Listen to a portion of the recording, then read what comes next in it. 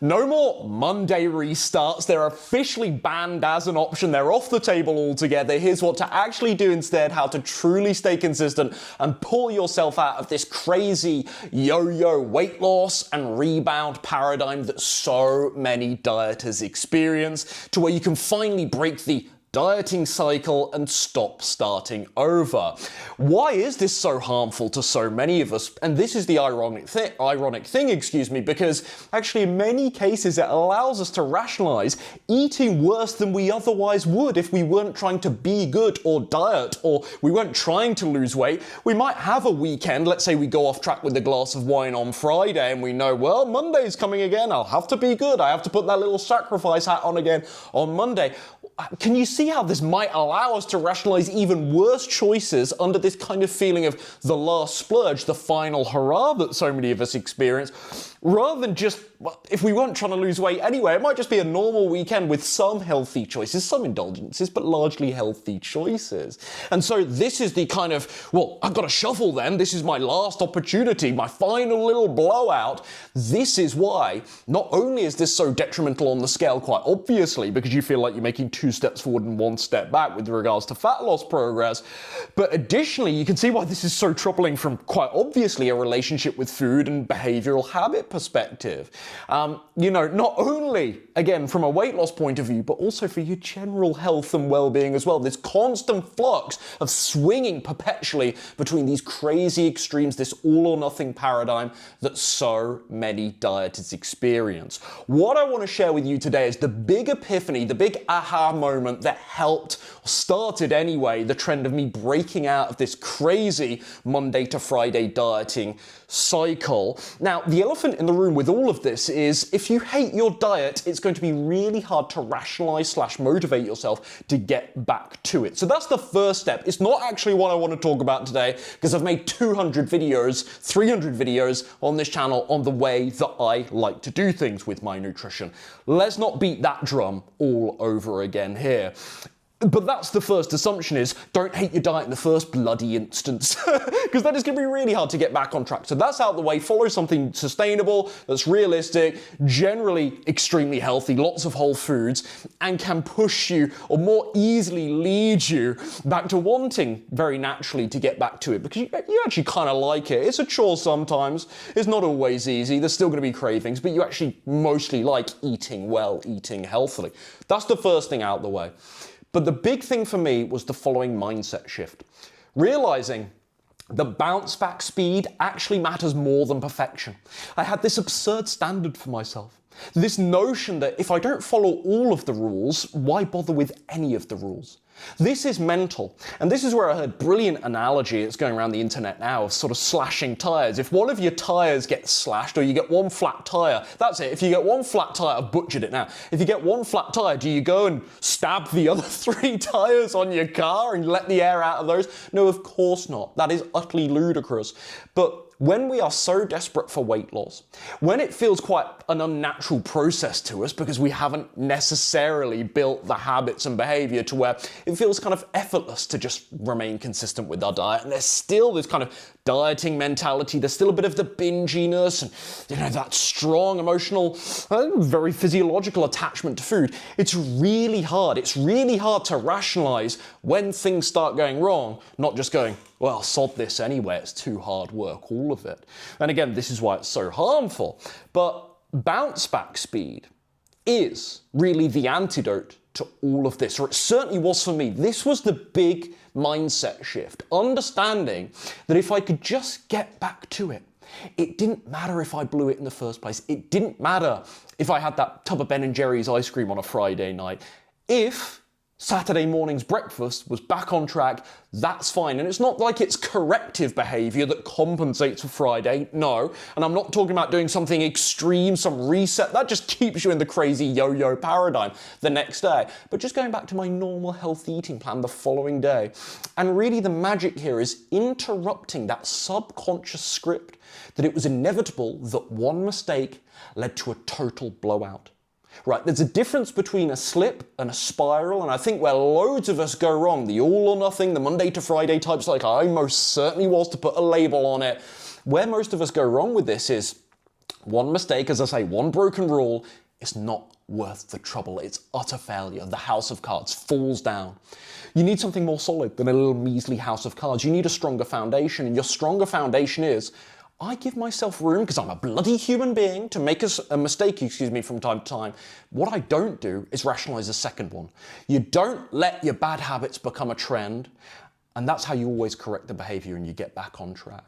And this is why bouncing back fast to your diet and saying, okay, screwed up, fine, whatever, I'm human, big shocker, wow, what did I think? I was gonna be perfect after years of cheating on my diet and binge eating. I was like, this is another video, but the arrogance, I'm just gonna sound patronizing, but this is the way I look back at myself. The arrogance that I had to assume after 3 years of really poor food choices when I left my family home and went to university, that I would suddenly be perfect every meal, 21 meals a week. That is utterly ludicrous. It was such an arrogant, entitled expectation of I had of myself, and I could say, well, at least I had a high standard.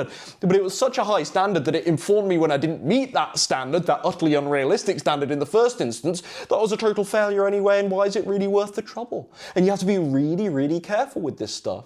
And just by saying to myself, I've lost my train of thought slightly, but who cares, the rant continues. Just by saying to myself, no, I give myself that little bit of grace and forgiveness for making a mistake. I'm not going to justify, oh, well, I don't have to be perfect all the time, so cookies. No, of course, that's not the solution. That's not the antidote here. But just giving myself that little bit of grace and wiggle room when I do make mistakes, to say, not wiggle room, forgiveness, when I do make mistakes, to say, that's fine, as long as it doesn't become a pattern and it doesn't become a trend. Because your subconscious right now, if you're the Monday to Friday type like I used to be, is so used to, again, one mistake is total derailment. Not a slip up, but a total spiral.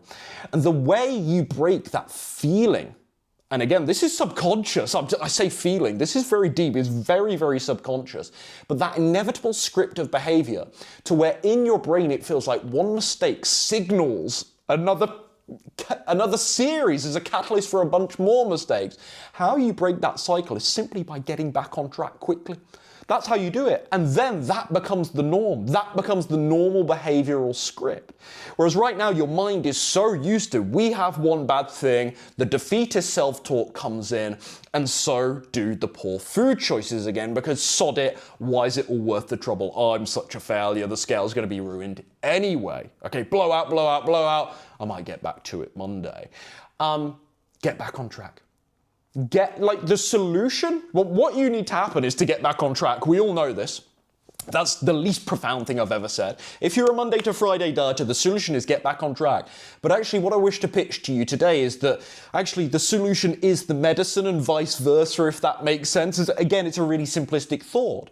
But if you can make that your normal behavior, that you correct things quickly, that's going to feel in time like the new normal behavior, that you correct things quickly. Again, instead of having this absurd standard for yourself where you say, again, this is largely subconscious, so I'm talking about it like it's conscious where you say to yourself, feel, feel, feel.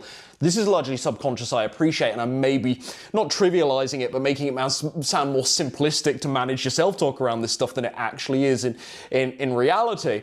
But stick with me for the example here. You say to yourself, look, I'm not going to expect all the time that I'm going to be absolutely fantastic. I don't want to allow lots of mistakes, but I'm not going to expect perfection all the time. And so when perfection inevitably doesn't come, because big shock horror, I'm a human, I don't have this same grilling of myself. I don't have this same, oh, I've screwed it, so I've blown it. I just say, yeah, well, there we go, made a mistake, so what, back to it now. That is no excuse to let the whole house of cards fall down, as I say. And that is the solution, is getting back to your diet as quickly as realistically possible. If you're traveling on a trip, these things are slightly different, but I would still make the same argument that that's ultimately the best thing for you.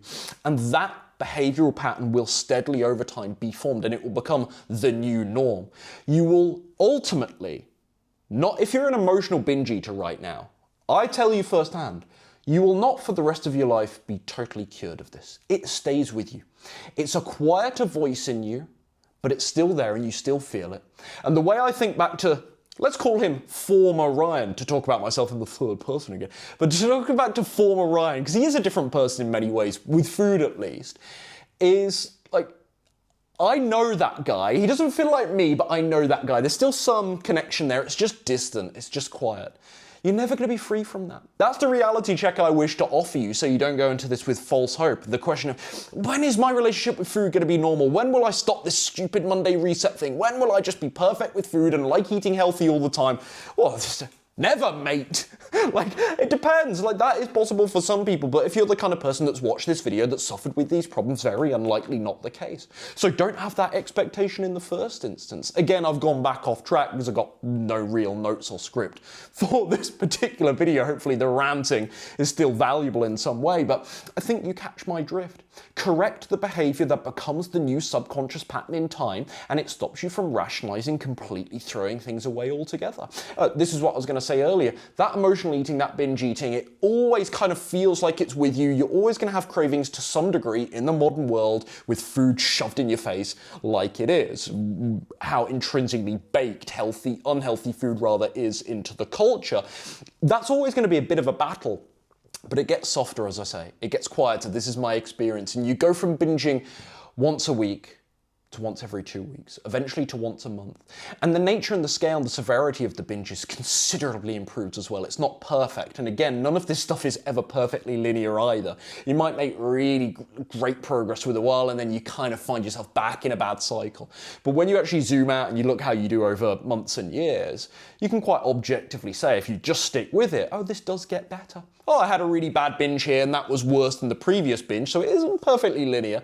But generally speaking, this gets softer. And the solution again is get back on track. Wow, it's again the least profound video maybe I've ever made, or the least profound solution I'm ever offering, but this is what people don't do. But it is the corrective fixing, quote unquote. Your behavior doesn't get fixed. That's a psychologist would be scratching their head listening to all of my bro psychology here as I talk about this stuff. But get back on track as quickly as possible. Train that new behavior in yourself, and that's how I was able to break myself largely, not perfectly, but largely out of this kind of, whether it's Monday to Friday, I'm just using that as a metaphor that everyone understands and can resonate with, but that constant yo-yoing between on track, off track, being good. I have periods of perfection, short bursts of perfection. I don't see it like this. I just see my diet as it's normal all the time. This is my normal all the time. And even when I'm screwing up, it's still normal. And we come back to the normal baseline rather than where one little mistake is a gateway to another bunch of mistakes. That has to stop. And you have to just give yourself a little bit more grace and forgiveness. How? By lowering your standards. By understanding again that really the medicine to this problem is getting back on track quickly, and actually that becomes, I think people need that light at the end of the tunnel. Hey, if you just get back on track, this won't be so hard next time. And compound that over the next 5 times that you go off track, you'll be amazed by time number 5, you're still umming and ahhing a bit about getting back on track, but it's so much more seamless. It's so much more smooth. You've normalized that behavior in your mind. You don't feel like you're missing out and you need that final blowout as much anymore. It still lingers. It takes time for this stuff to heal. And like I'm being transparent about, for me, it's never really 100% healed. Feels like it in moments, but never 100% healed. It's always there a little bit, where it comes back every now and again. Doesn't mean I always engage in those desires, but it's there and I still feel it, and sometimes I do act on those desires. I'm far from perfect with this, but generally it gets softer and that behavioral chain gets so disconnected, and you don't have that strong association with, again, one mistake, it's game over, the house of cards comes down. I've made my point, I think, very clear on this. If you want more help from me one-on-one to help work through this behavioral stuff, to get the constant support and close, highly personalized coaching to truly help you change your habits, provide that max accountability. You know someone's watching you.